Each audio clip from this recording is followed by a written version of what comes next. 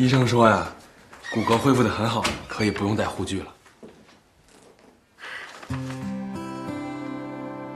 你看看，神经也在慢慢恢复呢，太神奇了。挺神奇的哈。今天我们庆祝一下吧，去老地方吃个饭。我都问过医生了，可以适当的活动活动。再说了，我都好久没出门了，都快闷死了。这是我得去问一下大夫。我去问吧。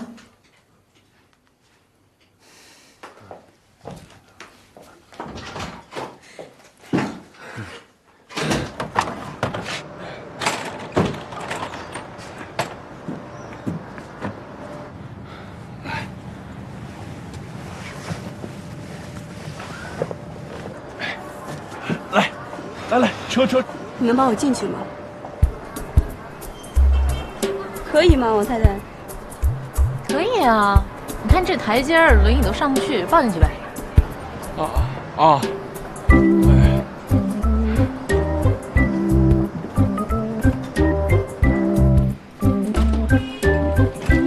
哎，慢点！哎，好嘞，来，我给你往前挪啊！哎，你们来了。老板。哎，老板。哎，怎么回事啊？哎呦，这个受了点小伤。哦，哎，你们俩好长时间没来了吧？结婚了吗？雨明结婚了，小韩还没有。哦，老板，点菜。好，老3样。来一个香里腊肉、宫保鸡丁，还有双椒鱼头。哎呦，双椒鱼头你吃不了吧？这太辣了。我给你点的，你不是喜欢吃吗？我吃什么都行。没关系的，再来2碗米饭，我半碗，你1碗半。再来2杯冰的酸梅汤，我把我的冰都给你。啊？好了，就这些吧。哎呀，哎，别！那什么，你吃什么呀？对不起，我真的不是故意的，因为之前总是跟他来，所以都习惯了。没事儿。你想吃什么？你们这热菜都已经点差不多了，那就再来个凉菜。泡椒凤爪，老板就这样去吧。哦，好的，马上打。泡椒凤爪，这百爪挠心的，够酸的呀。我没事儿，我能吃。你是病人，你吃不了。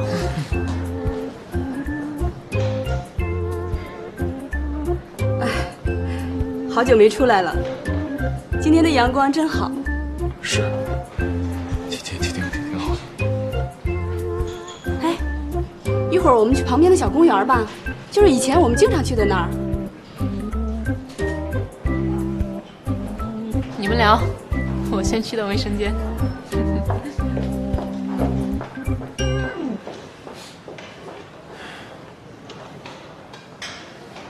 他不会生气了吧？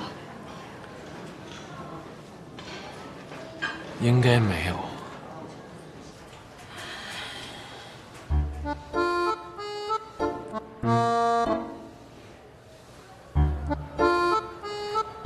马静，听我吐槽。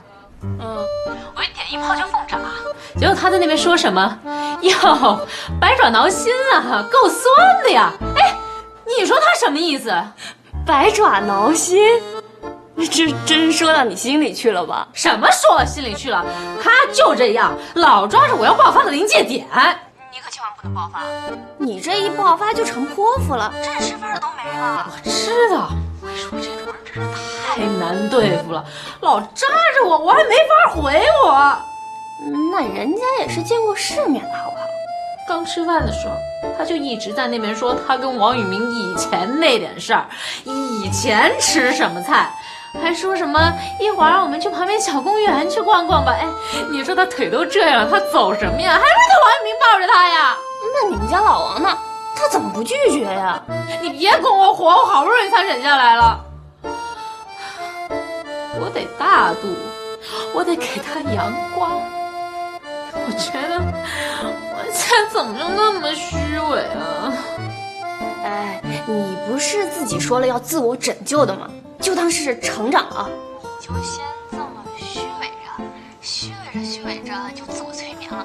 到时候就真大气了。我给你支个招，你们家那老王不是工作忙吗？你赶紧发动外援啊！什么呀？听不明白啊！哎呀，我现在火直往头上拱，我听不明白。哎呦，这女人啊，一上火智商就直线下低了。你让那个杨小宝赶紧把你们家老王给叫走啊！对啊，你给小北打电话。我一会儿还得出去了，我现在得稍微平静一下我的心情，还得微笑，虚伪一下是吗？船长，淡定啊！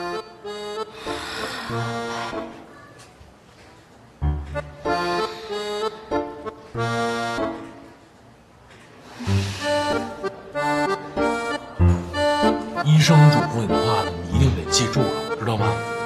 像这种双焦鱼头这么辣的东西就不能吃了，不容易康复，知道吗？知道啦。哟，都吃差不多了，要不叫老板买单吧？别，你还没吃呢。我不饿。江律师，哎，你今天忙吗？我最近都不怎么忙。你看今天这饭吃的，你也没吃什么东西，也没说话，要不然一会儿就让雨明陪我吧。哎呦，我呀，可以啊。我都觉得挺尴尬的，你不觉得呀？你稍等。哎，小宝，怎么了？死循环？怎么会出现死循环呢？行，我知道了，我马上回来啊，等我马上到啊。哎，好嘞，哎，那个小韩，不好意思，我公司有点事儿，我得先回去。你去吧，反正今天的风也放了。哎呀，你看，真是实在不好意思啊，我这公司啊刚起步，这个项目对我来说还挺重要的，我要不回去吧，这仨都得抓了瞎啊。好了，你别解释了，再解释就没意思了啊。人家老板买单。哎，来了。多少钱啊？老顾客给你们打个折啊，160，160。哎，怎么样？口味还可以吧？啊，行，怎么样？这菜还可以吧？这个应该挺好吃的吧？我也没吃着。那下次有空你们俩，你们仨下次有空再来啊。一定，那刚好啊。好，刚好啊。那是干嘛呀？还要人家开口啊？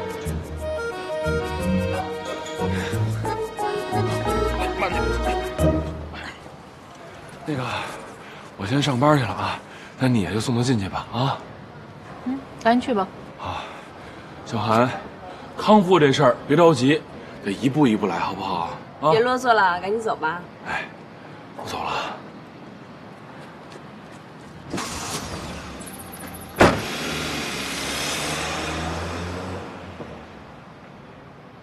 干嘛？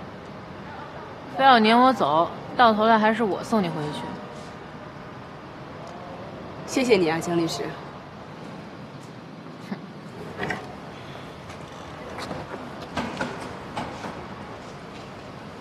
我想下来走走。下来，你没搞错吧？你腿这样，你活动？我都住了2个多月的医院了，一个人躺久了，意志都会跟着倒下去。今天高兴，我想下来活动活动。我相信，我一定能恢复到和以前一样。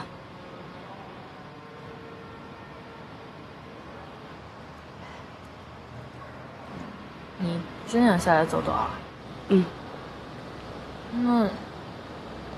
那我也扶不动你，我帮你去借副拐杖行不行？好。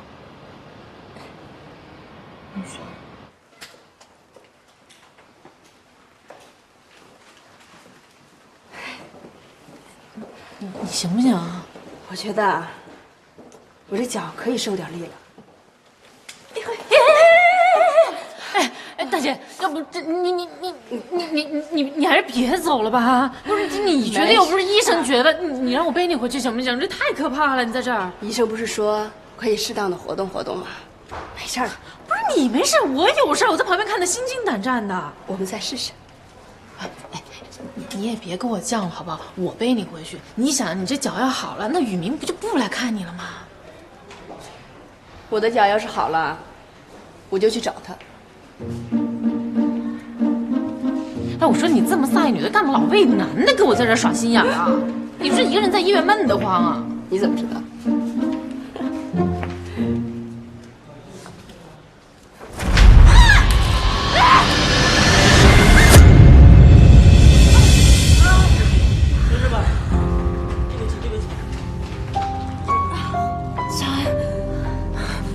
事吧？小韩，你没事吧？小韩，医生，医生！本来恢复到这种程度就已经很不容易了，现在同一个位置又2度受损，你们怎么那么不小心啊？对不起啊，大夫，是我们太不小心，太大意了。他现在严重吗？骨伤的问题我们可以想办法，但是神经损伤本来就是个未知数，现在就更不好说了。你们也别压力太大，既然已经这样了，就得面对现实。以后呢，小心点照顾，我们也会尽量想办法。哎，谢谢您，给您添麻烦了。谢谢医生。对不起，行了，别担心了，他会好起来的。我不是故意的。我知道你不是故意的，可是你来医院照顾他，你是不是故意的呀？咱们能不能不再纠结这件事儿了，行吗？那我也做不到看着你去照顾你前女友，我心里还能踏踏实实的呀。你看，我已经答应让你来照顾他了，你说你心里还装种小心思，你有意思吗？哎，他万一要是站不起来了怎么办？那我都跟他说了，让他不要自己走，他自己非要站起来的。还有，小宝打电话催着我回去，是不是你指使的呀？我没干过这种事儿。行，咱说好了，咱们别再为小韩的事纠结了，行吗？那你俩一起去你们以前吃过的餐厅，点以前点过的菜，聊得热火朝天，还抱进门抱出门的，最后还一块逛公园，他还撵我走，那换做我你能舒服吗？是你对我太没有信心了，我以为你回来了，我们就应该重新开始了。从哪儿开始啊？从对彼此的信任开始。你说你揣这么多心眼儿，你让人不舒服了，你知道吗？是我心眼多，行了吧？我心眼多到我为了护着他，我后脑勺子磕地上都没跟人说过。你磕地上了，那我看看来，让我看看，看看磕哪儿了，疼不疼啊？啊，我看看好不好？来来来，哎呀，我看看。哎呀，你别着急，你慢慢说。那好，那我马上回来。怎么了呀？啊？我姐丢了，你去照顾小韩吧，我走了。哎哎哎，哎呀，你这样，我去跟小韩打个招呼，我陪你去啊，你等我啊，等我一下，马上啊。他没来找过我，也没给我打过电话。那要不要一块儿找找去？我怕他到时候见到我，他会更生气。一面，哎，跟依林的事儿，给你们添麻烦了。就我小莫和依林，还得靠你们多照顾。姐夫，谢谢你们了。就是那天过生日那事儿啊，你也别想多了。等那事过去之后啊，我就约你纪念馆啊。那我先走了。你如果找到他，给我发个短信。哎，那我先进去了。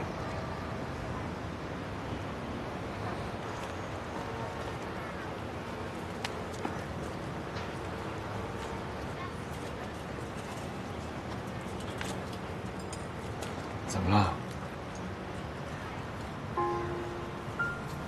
没事儿，想起我姐大学时候的样子了。那时候特别崇拜我姐，每年她都要在大礼堂给新生致辞，毕业的时候还要做毕业演讲。我就翘了课过来看她做演讲，在台下像个粉丝一样看着她，觉得她特大方，特漂亮。那时候林伟啊，就站我旁边。那时候他看他的眼神，让我觉得别说是这辈子了，就是下辈子他也不会放手。谁知道今天会成这样？你说，我姐要是不跟他在一块儿，现在会是什么样？是不是一个女人选择了一个男人，就等于选择了一种命运？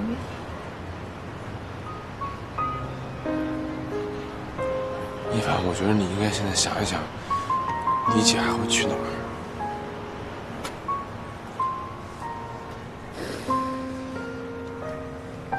我姐不是那种断了还留着念想的人，所以她一定不会再去他们两个曾经去过的地方。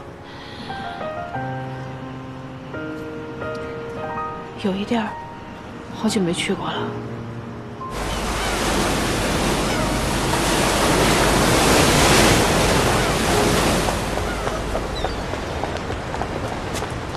在那儿呢。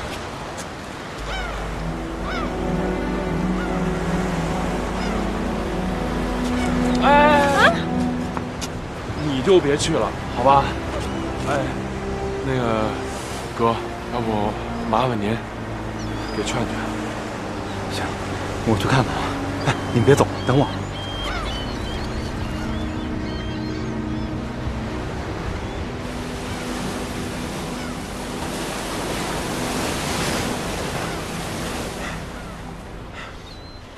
你怎么跑这儿来了？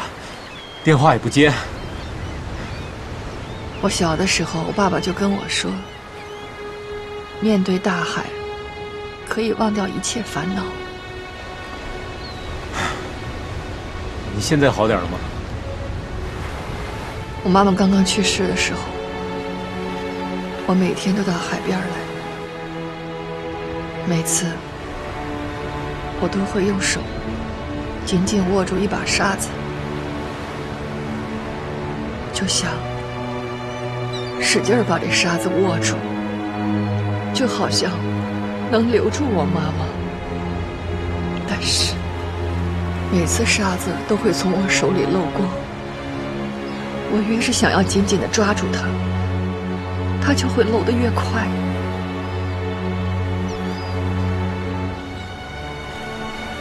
后来我才意识到，有一些不是属于我的东西，一定会走的。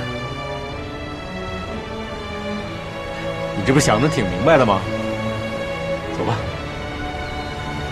但是等我渐渐长大了，也就把这事儿给忘了。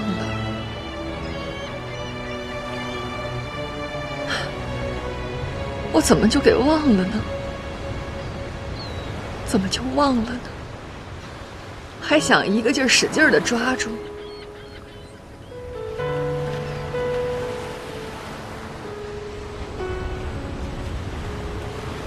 对着我这个失败的女人，你是不是觉得我特可怜呢？你干嘛要这么想啊？这件事情你从头到尾一点错都没有。别再琢磨这个，明天就是一个新的开始。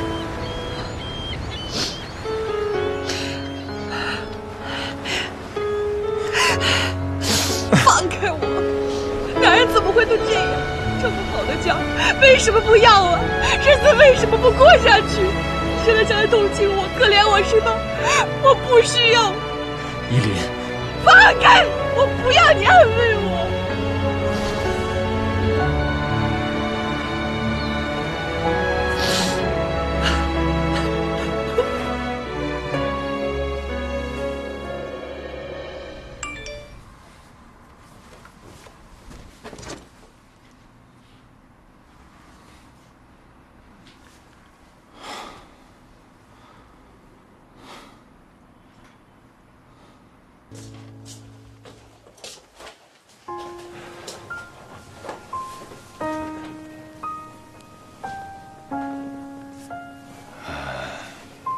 刚才小韩啊来电话了，说呢让你别往心里去，今天这事儿呢跟你没关系，都是他自己啊不注意。对不起。你还跟我说什么对不起啊？我还没来得及跟你说对不起呢。不是，你今天说的话，我想了一下，说的挺对的。我现在啊是不够有信心。之前跟你赌气离婚，让我们这段感情陷到更大的困境当中。后来回来以后，我就想要换一种处理方式。一开始吧，我还挺有自信，我能处理好的，也自以为自己挺大气的。后来时间一长，我就越来越装不下去了，觉得挺害怕的，就怕我们的感情再受到伤害。笑什么呀？很好笑吗？你突然间这么坦诚的跟我说话，我倒有点不太自信了。我知道小韩的事儿啊，让你心里不舒服了，但是你刚才能这么坦诚认真的跟我说这番话，我突然间觉得咱俩呀，还是可以坦诚相待的。我是怕我们谁也不说，都不沟通，到最后会有更多的误会，等到想解决的时候，都来不及了。我觉得在感情这个问题上，你做的对，就应该这样，就应该呢，积极的去面对。因为我不想变成我姐那样。说着说着吧，就又来了。哎，别那么悲观，行吗？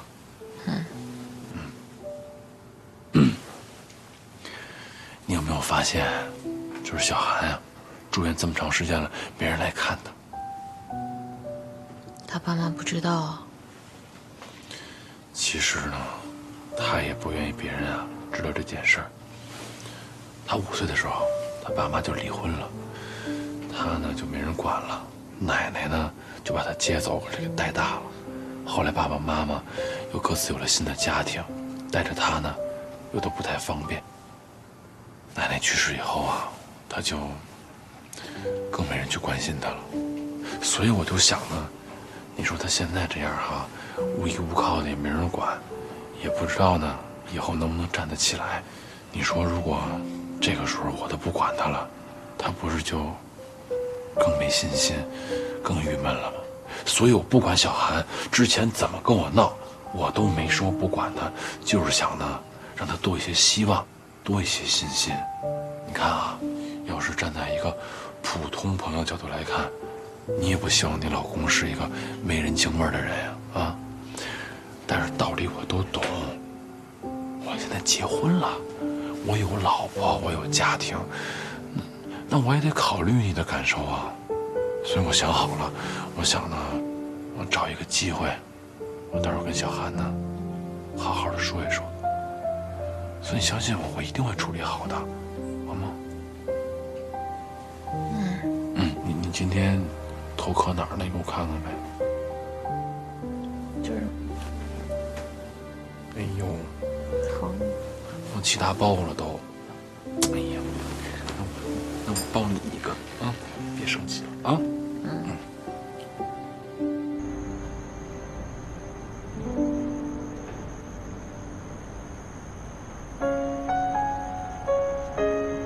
哎呦，38度7，烧的可不低呀。妈妈，喝点水吧。哦。妈，你太没出息了。妈妈怎么没出息了？我都没事儿了，你还这样，怎么样？我过得更好啊？你听听，小莫都看不下去了。我实在是太对不住你们这一老一小了啊。知道就好。功课做完了吗？还有一点。快去做完了。阿公，交给你了。哎，好好。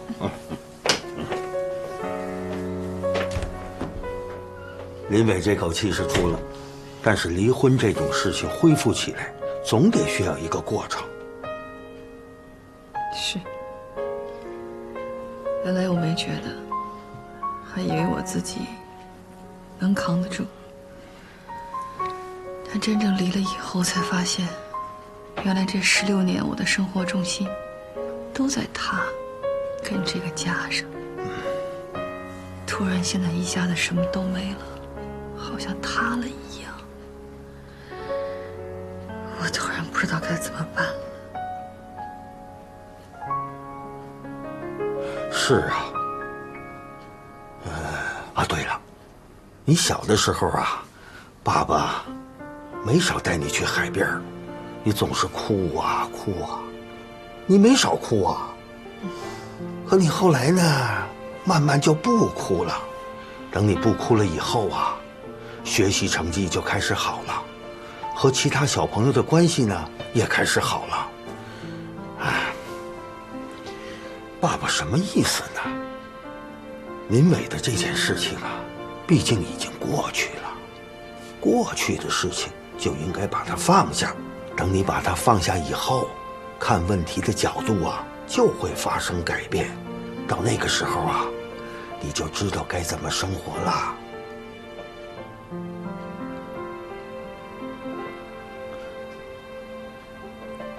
爸，您说我那个时候从哭到不哭，用了多长时间？哎呦，这我可回忆不起来了，时间太长了。小莫说的对，我是有点太没出息。俗话说得好，排毒养颜，只有先排了毒，然后才能够养颜，这是谁也跳不过去的一个过程。排毒养颜，原来听您说话，老觉得特啰嗦没重点，没想到今天江校长说的话还挺有趣。从今往后，想怎么生活就怎么生活，就是别像今天这样玩消失就行了。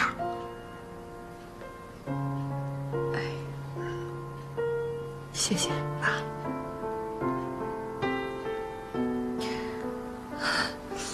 爸啊，我有点困了，还想睡觉。这就对了，想睡呢你就睡一会儿。明天呢，我再到医院去，给你取点药啊。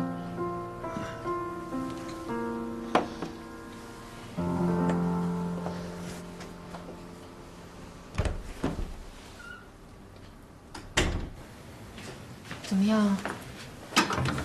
还疼吗？有点儿，这护具啊，又重新戴上了。对不起啊。没事儿，一码归一码。再说昨天是我坚持要走的，你没事吧？我没事儿。大夫昨天怎么跟你们说的？他说，你再辛苦几个星期就好了。你们别骗我了。干嘛那么悲观？脚不都能动了吗？嘿，你这真心话还是假慈悲啊？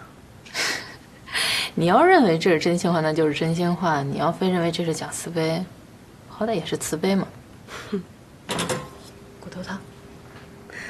下回不想喝骨头汤了，真的喝腻了。行行行，你现在是老佛爷。哼。一凡，一凡，哎，爸，你怎么跑医院来了？我来帮你姐呀取点药。哦，你先别管我，你怎么会在这儿啊？谁住院了？你看看你现在这个样子。雨明跟我说了，说你们已经和好了。既然和好了，就好好的过日子吧。你这叫好好过呀？我再好好过日子。你在什么好好过呀？再者说了，谁听说过现任妻子去照顾自己老公前任女朋友的呀？啊，你是不是担心你姐，又担心你爸爸，才这么委曲求全的在人家家里过日子呀？你想的有点太多了吧？你还笑得出来？我都想替你哭。实在不行啊，你也跟我回家来住，爸爸还照顾得了你们。你不能够为了你姐，为了我，就在人家家里憋屈着过日子呀。我没憋屈啊，那雨明现在特别好，真的，他特别好。再说你也不能保护我一辈子呀，你结婚过婚姻生活，不就是遇到问题就得去解决吗？我这要跟你回去了，那不就是最差的一种解决方式吗？再说妈临走之前，不也是希望我们能幸福吗？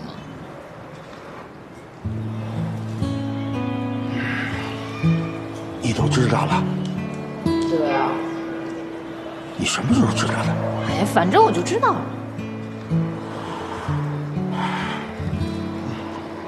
那你觉得你现在就好吗？好不好都在我自己。爸，您呢就别操这个心了，回去照顾好姐就行。是啊，你们都长大了，爸爸能管的事情也越来越少了。再者说了，爸爸不是万能的。是啊，你看你白头发又变多了，所以别操这心了，真的。哎，聪明姐现在对你怎么样啊？她还去买那些保健品吗？爸，你管的是不是有点太多了？哈哈，你别问这，赶紧跟姐送药去吧，咱我送你回去。好吧，谢谢。哎呦，我说，你这肚子都这么壮观了，还到处瞎溜达呢？你说我挺着这么大肚子才操心你的事儿，我多仗义啊我！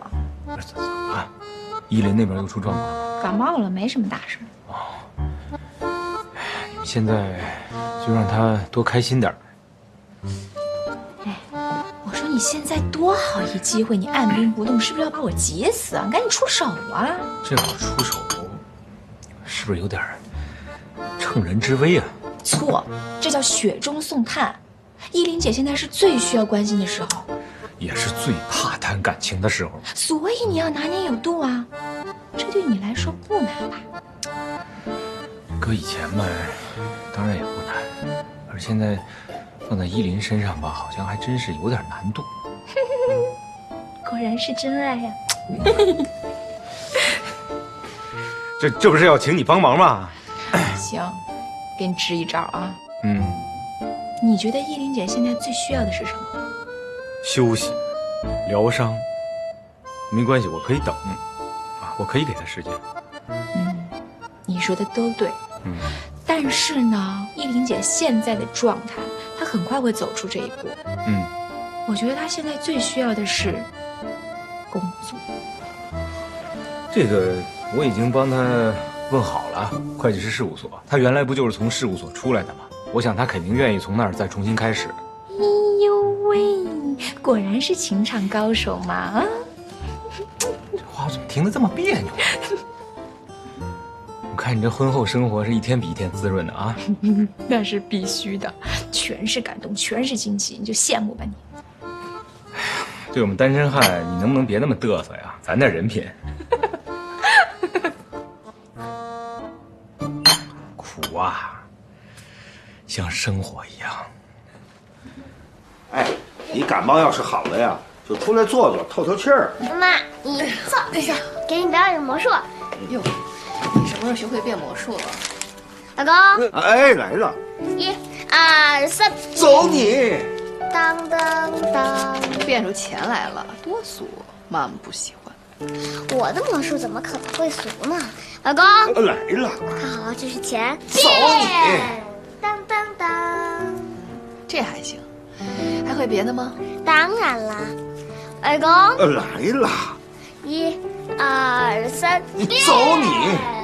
当当当，小船。妈妈送给你。妈妈不会变啊。你就完成最后一步，很简单，把船打开。船打开。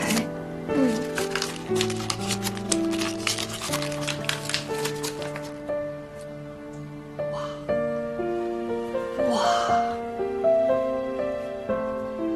宝贝儿，你怎么考得这么好啊？真棒！但是啊，不许沾沾自喜。不会的，魔术怎么样？为了练好魔术，逗你开心呐，整整在他姨父那儿啊练了1个星期。真的？真的。嗨，妈，我最喜欢看你笑了。妈妈呢有一些垃圾需要清理一下，给爸爸点时间啊。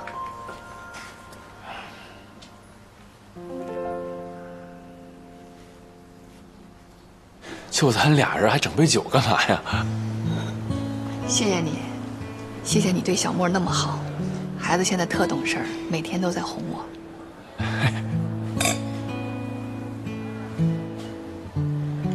以前呢，总把他们当孩子看，老觉得是我们大人在照顾他们。但是现在才意识到，别看那么小个人，能量还挺大。是他现在啊可懂事了，我特喜欢他。刚刚跟那位办完离婚，我的确有点找不着北。可是现在每天看着我儿子，觉得心里特踏实，他才是我最重要的。所以为了他，我也得让我自己强大起来。来，玉明。哎，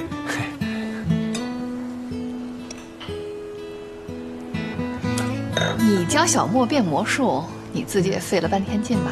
没有，我多聪明一人呀！谢谢。哎，举手之劳，真的。我觉得你变了，好像比原来担当了。我妹妹没白回头。嘿嘿。妈妈，对不起，我让您失望了。之前常陪我来看你的那个人，以后不会再来了。爸爸为了我的事儿，最近都瘦了。平时那么爱说话的一个老头儿，现在话特别少，只见着他对着您的照片一个人叨叨。回头您就劝劝他，让他想开点儿，保佑爸爸平安吧。我挺好的，妈妈，不用担心我。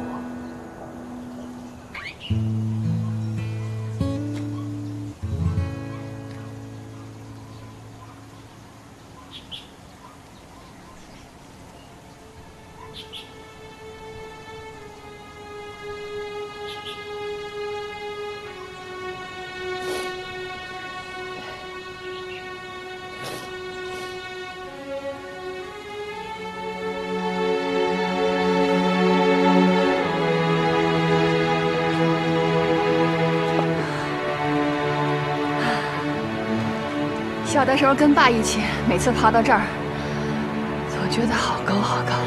小时候多少好玩的事儿啊！嗨，让你吓我一跳！哎，以后得把日子过得漂漂亮亮的。我要把原来的江一林重新找回来。江一林，江一凡，你在哪儿呢？哈哈哈哈哈！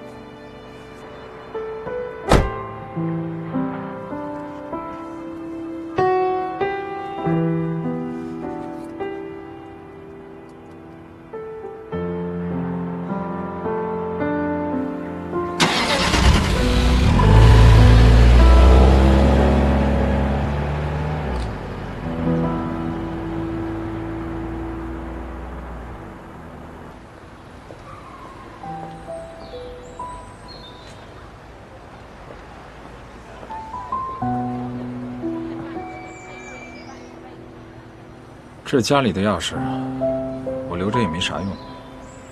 你扔了吧，反正门锁我迟早要换的。找我就这事儿啊？还有别的吗？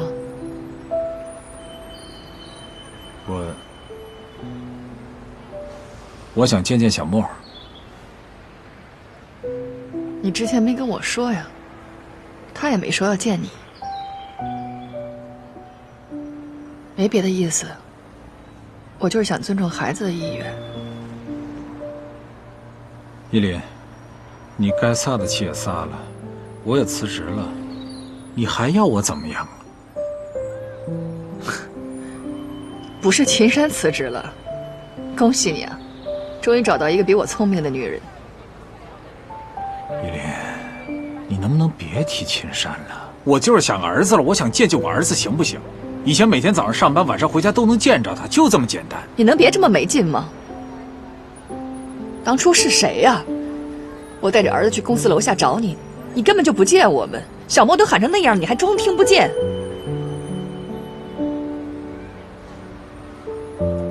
怎么了？在哪儿受委屈了？非要在儿子这儿找温暖？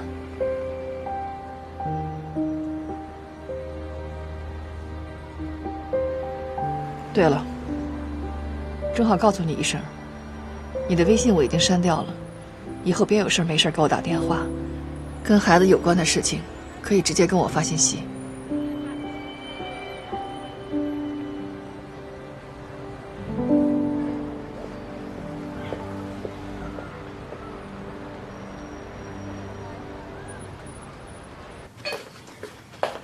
来，小莫，尝尝妈妈做的鱼，你先吃起来。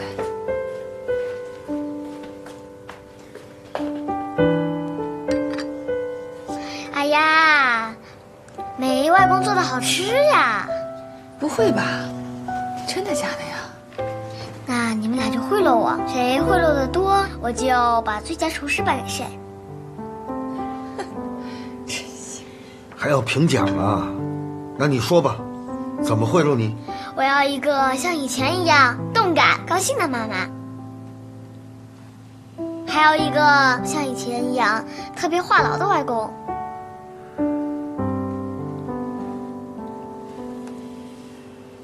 那好，外公现在就宣布，妈妈从现在开始有动感，就特别高兴。外公呢，从现在开始呢，也话痨。我现在就话痨啊！我开始话痨了啊！就这条鱼啊，劲儿可大了，拼命着跑啊，我就拉住它呀，那钩都差点折了，线也差点断了。呵，它劲儿可大了，它跑啊跑啊跑，我就拉着这个杆儿啊，那鱼钩都差点被它拽跑了，鱼线也……啊，外公，干杯干杯！来，干杯干杯！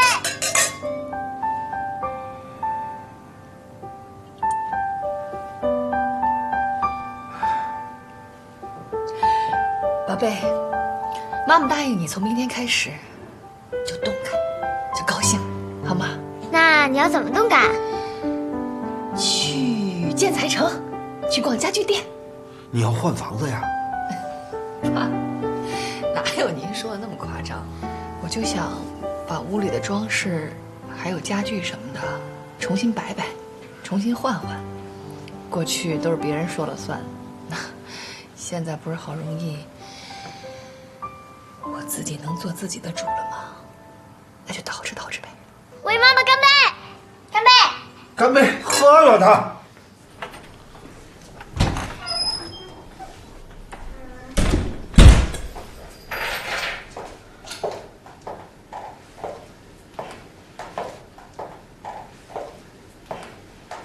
这是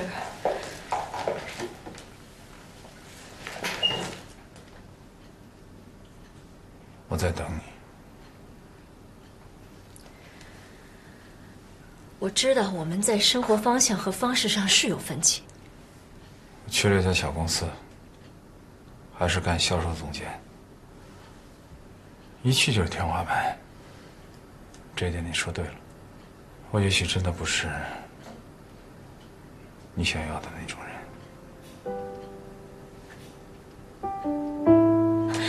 你是，我也未必不是你想要的那种人啊。只是我们现在这样的生活，你可能还不适应，因为跟你以前的生活可能差得太多了。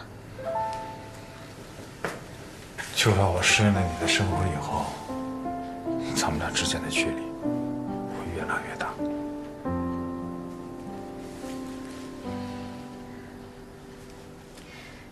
我知道咱俩都是不容易妥协的人，我们都各让一小步，行吗？你去哪儿，你干什么，我以后不参与了，我不管了。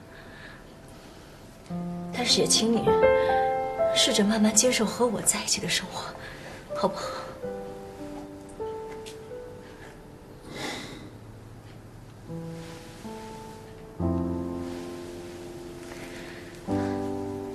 别放手，我们好不容易在一起的，别走，行吗？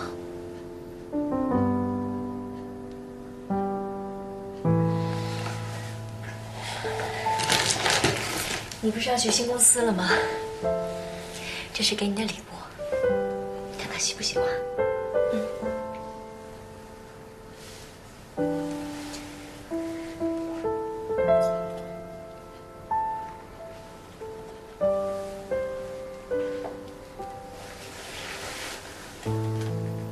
别走，好吗？他不是电话喝腻了吗？然后给他倒溜鸡汤。对啊，今天外面风势挺大的。放心吧，没淋湿。老公，那我到了，我先进去，我不跟你说了。拜拜。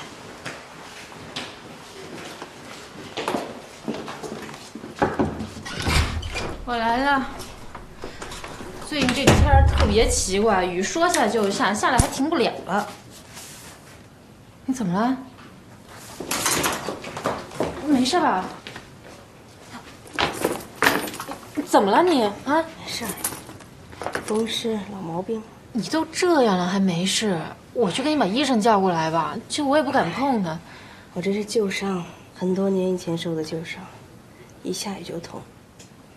哎呦，等太阳出来就好了。哎，一凡啊，你上那个雨生微博，看看他还要待几天呀？让他赶紧去非洲大沙漠去。哟，这都什么时候了？别开玩笑了。我没开玩笑。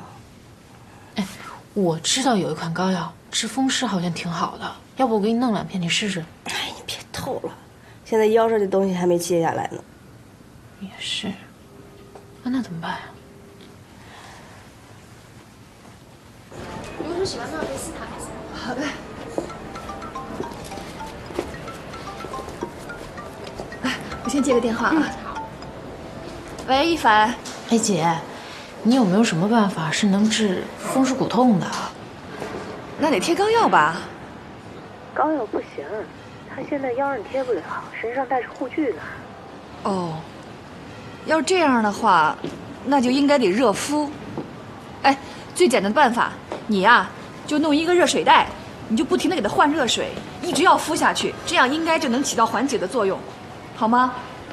哎，好，你先试试吧。哎，好，欢迎光临。哎，看一下床跟床垫都有。好，我们这边是专业做床和床垫的。哦，床垫是德国原装进口的，这可以试试吗？可以试看看啊，可以感受一下。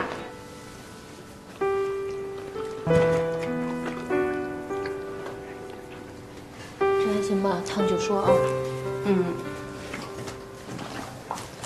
一夜不归宿，王宇明同意吗？不同意也得同意啊。我姐都说了，你这种情况到晚上会更疼。他不来了？他忙着呢。你回去吧。回去，你腿就不疼了。哎呀，真不知道你是怎么想的。就想让你快点好起来呗。没见过对情敌这么好的。你是假装的呢，还是真不讨厌我？说实话，之前跟你斗就没想过要讨厌你，我其实还挺欣赏你的。别以为这样我就会手下留情。那也得等你站起来再说呀。我能站起来。行，我说的是真的。知道。你知道我的旧伤是怎么来的吗？现在先别说这个了吧，赶紧睡吧。我爸妈离婚之前吵得特别厉害，抱起电视就砸，结果就砸我腰上了。后来他们就离了，把我送我奶奶家，我就开始做各种不靠谱的事儿，打架、砸窗户，我都干过。就是想让他们注意到我，他们只顾着自己的新家，只知道骂，后来骂都懒得骂了，见都不见我，那我就更疯了。倒不是还想引起他们的注意，就是希望通过这种刺激，让我忘了我有多恨他。慢慢的，我也就喜欢上了这种活法。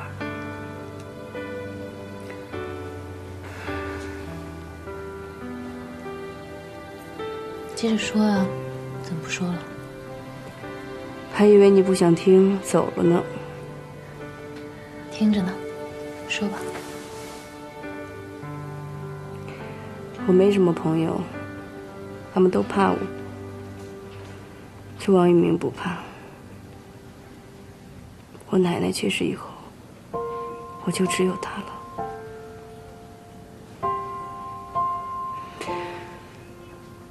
我想跟他结婚，可是，一想到我爸妈，我就对家特别惧怕，甚至有些厌恶。我想，那我们就跑吧，去过另外一种跟家没有关系的生活。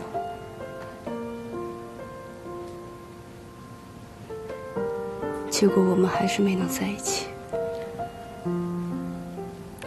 直到这次受伤被救出来之前，昏迷了半天，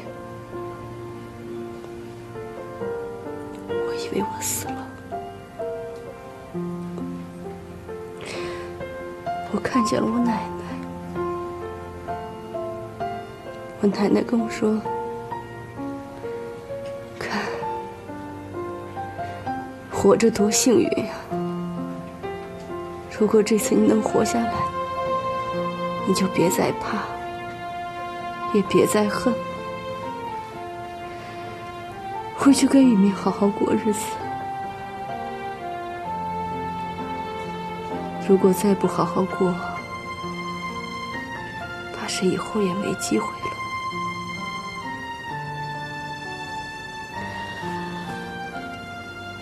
这次受伤回来，他一直往医院跑，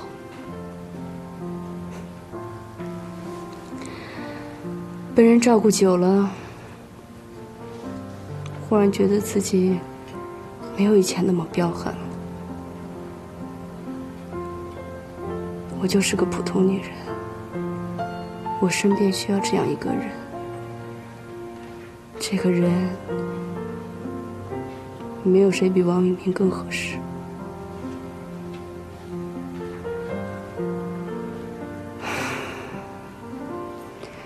开始讨厌我了吧？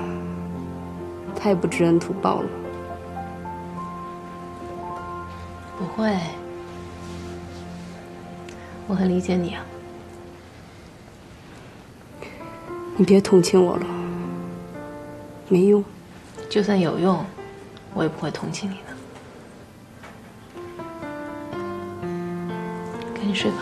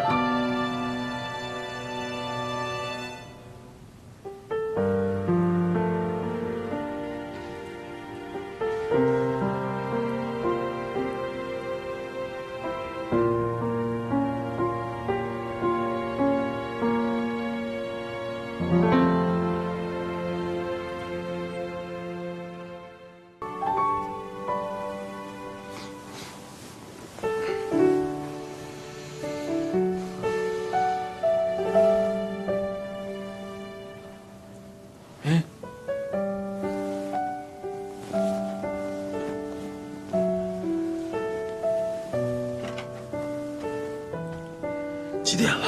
嗯？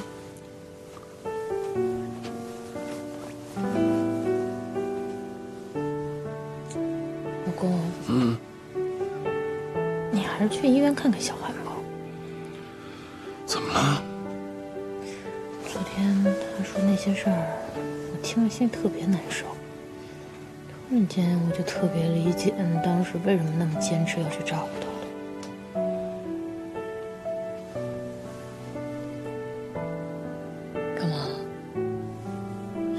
人理解你，你还不高兴啊？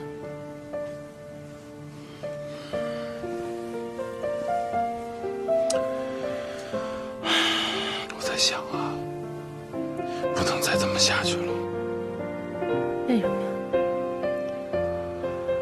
不能成为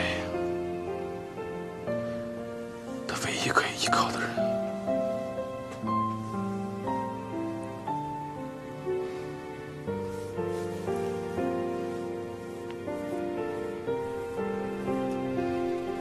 你们在这儿住着，我还能帮你们呀做饭吃呢。您怎么又把我当小孩呢？饭我还不会做啊，放心。你自己的生活，回去要好好的设计设计。小莫呢，就先留给我。小莫愿意不愿意住在外公这儿啊？愿意，我要和外公下棋。嘿，妈妈就不能陪你下棋了？妈，你就让我住在这边吧。你是不是已经跟外公偷偷摸摸都已经商量好了？嗯。嘿嘿。行，让你留在外公这儿，听话啊。嗯。来，快进来，来看看。依琳姐，你怎么那么快就搬回来了？我都在我爸那儿住了半个多月了，再住下去我都不好意思了。怎么样？跟我们不一样呢。行吗？现在这个好，真的行吗？啊，真行啊，挺好的，挺舒服的。原来这家都是听别人的，现在不是自己能说了算了吗？我知道你们可能都挺担心我的，我挺好的，都已经想通了。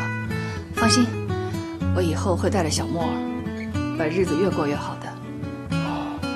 行，姐，你要能这么想啊，我们就放心了。我觉得依琳姐说的特别好。这女人啊，不管是结婚前还是结婚后，都得为自己着想才行。哟，你这没结过婚的人，怎么说出话来都是一套一套的呀？依琳姐，我们可等着你介绍呢啊！现在已经晚了。说实话，我已经打算干回老本行了。好，我去给你们倒水。这好像是不一样了。哎，这以前是什么颜色的？浅色。浅到什么程度？你看，你别当着他的面呢。